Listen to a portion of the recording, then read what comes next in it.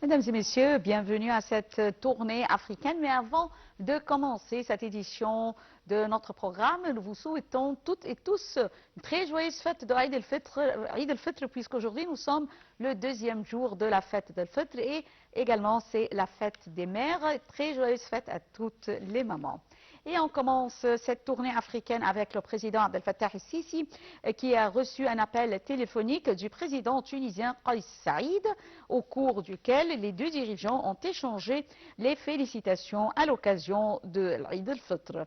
En ce qui concerne les évolutions régionales, les deux chefs d'État ont souligné la nécessité de réduire les tensions et l'escalade actuelle compte tenu de leurs répercussions négatives sur la sécurité et la stabilité de la région, ainsi que sur les conditions économiques. Ils ont insisté sur l'importance d'une action coordonnée pour faire face à ces défis. Par ailleurs, les deux présidents ont abordé les relations bilatérales entre l'Égypte et la Tunisie, réaffirmant leur caractère fraternel et solide.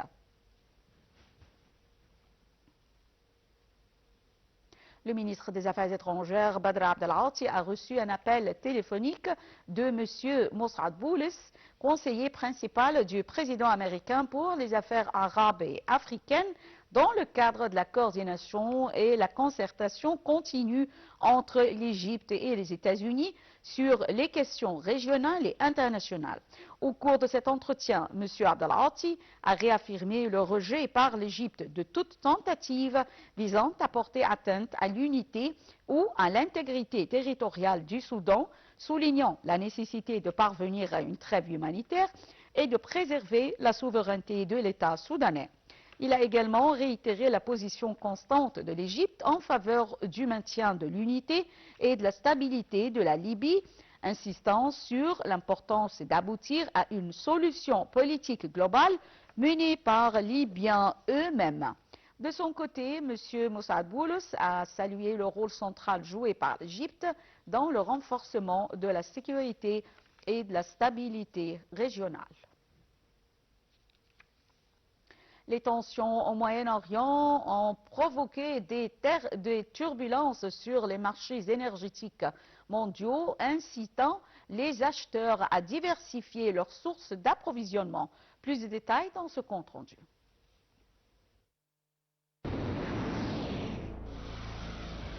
Contrairement au brut du Moyen-Orient, une grande partie du pétrole africain n'emprunte pas des routes maritimes sensibles telles que le détroit d'Ormuz, régulièrement exposé aux risques géopolitiques. Cependant, des années de sous-investissement ont limité la capacité des producteurs africains à augmenter rapidement leur production afin de compenser d'éventuels déficits de l'ordre mondial. Cette conjoncture pourrait néanmoins offrir à l'Afrique une opportunité d'attirer davantage d'investissements et de renforcer sa position sur le marché mondial du pétrole. Par ailleurs, la crise actuelle affecte également les marchés agricoles, en particulier les engrais. Les pays du Golfe représentent près de 35% des exportations mondiales de riz et entre 20 et 30% de celles d'ammoniac. Une part importante du commerce mondial d'engrais transite par le détroit d'Ormuz, ce qui expose ces flux à des perturbations en période de tension.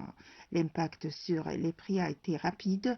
Ceux de l'urée ont augmenté d'environ 19%, dépassant $590 la tonne et poursuivent leur progression.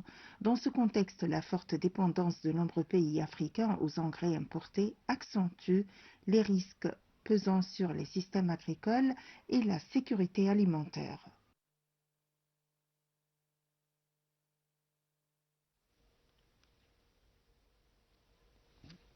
Et pour plus de détails sur ce sujet, alors j'ai le plaisir d'avoir avec moi en ligne Dr Amr Hamed, expert en économie, qui va nous jeter la lumière sur ce sujet. Bonjour Dr Amr Hamed et très joyeuse fête, bienvenue. Bonjour madame. Bonjour. Alors tout d'abord, comment voyez-vous la possibilité de faire du pétrole africain une alternative crédible pour, on peut dire, pour faire passer le brut du Moyen-Orient? En quelle mesure?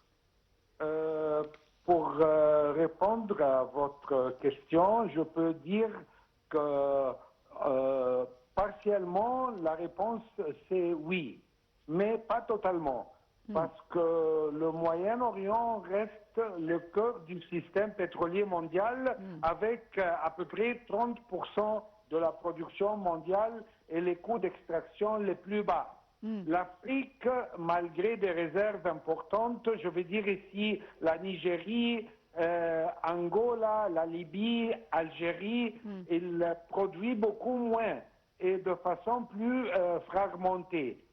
Mais cependant, dans un contexte de crise, le pétrole africain devient une alternative crédible, comme la crise du Moyen-Orient, maintenant la guerre entre l'Iran et Israël, l'Amérique. Ce qui se passe ces jours-ci, c'est qu'un pays comme l'Inde, par exemple, et d'autres importateurs très importants se tournent déjà vers l'Afrique de l'Ouest, notamment pour compenser les perturbations du Golfe. Mais les qualités de brut africain, souvent légers et peu soufrés, sont très adaptées à certaines raffineries. Mais les limites sont aussi structurelles. Par limite, je veux dire ici les capacités de production plus faibles et les coûts plus élevés et les logistiques moins intégrées, bien sûr. Alors, en conclusion, ici, on peut dire que l'Afrique est une source de diversification, pas un substitut complet. Oui, oui. Alors, comment, selon vous, puisque vous avez mentionné, Dr Amr Hamed, que les pays africains produisent, on peut dire, comme vous venez de le dire, 30% de la production mondiale. Alors, comment on peut profiter au maximum de ce pourcentage et comment surpasser les obstacles qui entravent on peut dire la bonne production du pétrole de la part de l'Afrique? Alors, je veux commencer avec le second part de votre question, je veux dire les obstacles. Alors, de point de vue pétrole africain, bien sûr. Alors, les obstacles sont structurels et profonds. Pour noter, premièrement, l'instabilité politique et sécuritaire des pays de l'Afrique. Exemple, bien sûr, la Libye, la Nigérie aussi, parce qu'il y a des vols de pétrole et des sabotages aussi. Et la production souvent interrompue. Deuxièmement, les défis d'infrastructure. Je veux dire ici, les pipelines sont insuffisants, bien sûr, mais aussi les capacités de raffinage très limitées et dépendance aux importations, bien sûr. Et une autre limitation, si vous voulez, au défi, c'est le cadre réglementaire et gouvernance. Et la corruption, on doit noter la corruption dans les quelques pays africains, la lenteur administrative et aussi les incertitudes juridiques pour les investisseurs. Quatrièmement, on doit noter aussi les sous-investissements historiques parce que ici, contrairement au Moyen-Orient qui investit massivement plus que 130 milliards de dollars par an.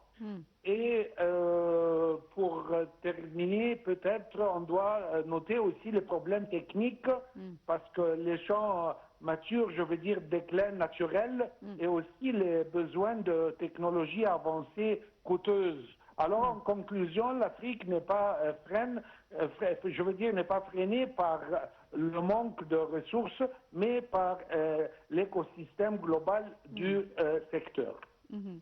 Alors, avec la situation actuelle, comment voyez-vous qu'on peut attirer l'investisseur vers le secteur énergétique africain? Bon, alors, si je peux dire que oui, clairement et de manière sélective, parce que les facteurs favorables sont la hausse des prix du pétrole, le besoin mondial urgent de diversification et aussi les risques géopolitiques élevés au Moyen-Orient. Pour donner quelques exemples concrets, alors peut-être le retour d'intérêt pour le Nigeria avec plusieurs milliards d'investissements et relance de la production. Et un autre exemple est peut-être les appels explicites à investir en Afrique pour sécuriser l'offre mondiale. Mais il faut ici faire attention parce que les investisseurs restent prudents à cause de trois risques, notamment les risques politiques et puis les incertitudes fiscales et dernièrement les problèmes de sécurité. Encore une fois, pour terminer ici cette question, les investissements iront surtout vers des pays stables comme la Namibie, Angola et bien sûr l'Égypte et aussi les projets offshore et les gaz naturels parce que le gaz naturel est moins risqué de point de vue politique. Exactement, oui. Alors, je tiens à vous remercier infiniment, docteur Amra Hamed, expert en économie, d'avoir été avec nous en ligne. Et on enchaîne cette tournée africaine avec le Nigeria qui a affiché sa volonté d'accroître ses exportations d'électricité vers le Togo dans un contexte de hausse de la demande énergétique en Afrique de l'Ouest. L'opérateur nigérian qui fournit déjà environ 75 mégawatts au Togo dans le cadre d'un accord bilatéral envisage une augmentation des volumes livrés. Une telle ouverture, si elle se concrétise, permettra de soutenir l'expansion du réseau électrique togolais marqué par l'arrivée de nouveaux consommateurs, notamment industriels et commerciaux.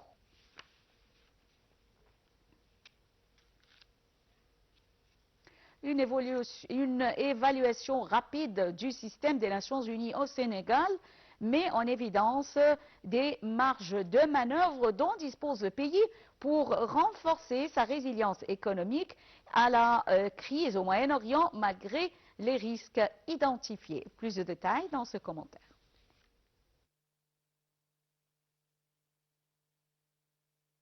Sur leviers stratégiques, notamment du rôle du Sénégal en tant que hub régional de l'énergie et de la logistique, l'accélération des réformes dans le secteur gazier pour la production d'électricité et le développement des énergies renouvelables, ainsi que l'approfondissement de l'intégration régionale à la zone de libre-échange continentale africaine. Les Nations Unies demande également de consolider les dispositifs de protection sociale adaptative, de préserver les dépenses sociales prioritaires et de soutenir les efforts du gouvernement visant à stabiliser les prix tout en maintenant les équilibres macroéconomiques. Le rapport souligne en outre la nécessité d'accélérer la diversification économique et de renforcer les capacités nationales face aux chocs externes dans un contexte marqué par des perturbations des chaînes d'approvisionnement mondiales, notamment au niveau du détroit d'Ormuz. Il insiste par ailleurs sur l'importance d'une information publique fiable afin de limiter la spéculation et la désinformation en période d'incertitude, tout en saluant les efforts des autorités sénégalaises en matière de communication officielle. Cette évaluation vise à éclairer la prise de décision dans un contexte de forte incertitude géopolitique en mettant en avant les opportunités pour le Sénégal de renforcer sa souveraineté économique à moyen et long terme. La crise actuelle continue de peser sur l'économie mondiale à travers la volatilité des prix de l'énergie et les tensions sur les chaînes d'approvisionnement dans un contexte de mobilisation diplomatique visant à éviter une escalade régionale. Mesdames et messieurs, nous parvenons à la fin de cette émission de notre tournée africaine et également c'est la fin de la transmission en langue française qui reprend à 18h locale.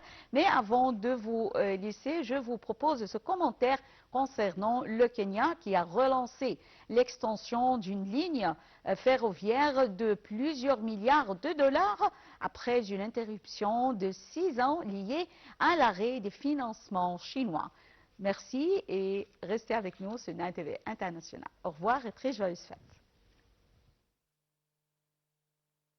Le projet avait été suspendu en raison du tarissement des financements chinois, retardant le raccordement stratégique avec l'Ouganda voisin.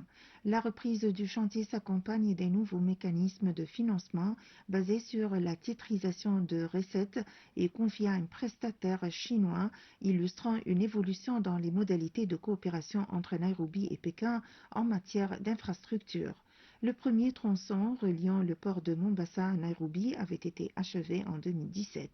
Toutefois, la réduction significative des financements chinois en Afrique dans le cadre de l'initiative La ceinture et la route avait entraîné l'arrêt des travaux dans la vallée du Rift à plus de 350 km de la frontière ougandaise, compromettant ainsi un corridor commercial régional clé. En 2024, le Kenya et la Chine ont renégocié les conditions des prêts liés aux deux premières phases du projet afin d'alléger la charge annuelle du remboursement. Pour financer la nouvelle phase, Nairobi s'appuie désormais sur une taxe de développement ferroviaire prélevée sur les marchandises transportées sur la ligne existante, estimée à environ 35 milliards de shillings, 270 millions de dollars par an. Le coût total de l'extension ainsi que les détails du montage financier n'ont pas été rendus publics. La China Road and Bridge Corporation demeure le principal entrepreneur du projet.